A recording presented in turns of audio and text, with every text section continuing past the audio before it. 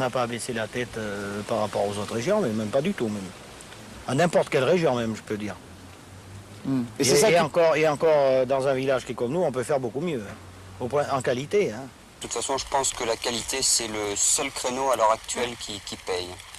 Parce que les grosses productions, les gros volumes, c'est fini et il faut bien se mettre dans la tête que le consommateur a évolué et il veut de plus en plus des vins de qualité qui lui offrent un certain plaisir et non plus le gros rouge du midi à 12 degrés ou 13 degrés.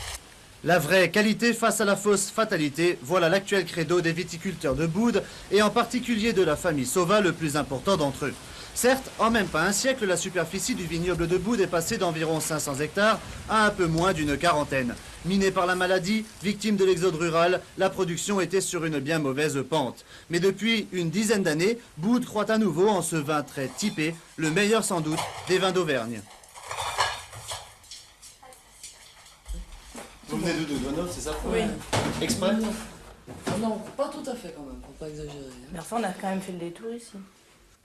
Si le vin a des atouts, le viticulteur aussi. Claude Sauva peut en effet se vanter, lui, d'avoir une relaise incarnée par son futur gendre et sa fille avec laquelle il est en GAEC. Et Annie ne lui a pas apporté via l'OGAF qu'une simple aide jeune viticulteur. Avant d'arriver sur le terrain, elle a, comme son ami, combiné une solide formation œnologique, c'était la moindre des choses, mais aussi commerciale, et ça, c'est une lacune en moins. Actuellement, il ne suffit pas d'avoir un bon produit, mais maintenant, il faut savoir le commercialiser. Et la grosse tendance actuellement du marché, c'est la vente à la propriété.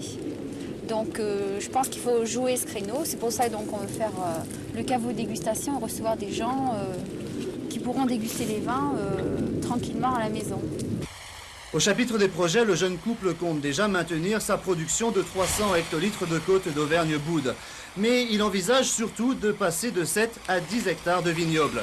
Ainsi, sa productivité sera alors optimale et grâce à de nouveaux cépages, la qualité encore meilleure et la gamme de produits plus étendue. À 24 ans, ces deux-là voient loin et bien, à croire qu'ils ont déjà de la bouteille. La production de vin, c'est une affaire de longue haleine. On ne peut pas dire on va tenter, si ça ne marche pas, on arrête. Il y a trop d'investissements On ne peut pas dire non plus, jeu, on va voir comment va évoluer le marché pour ensuite s'y lancer.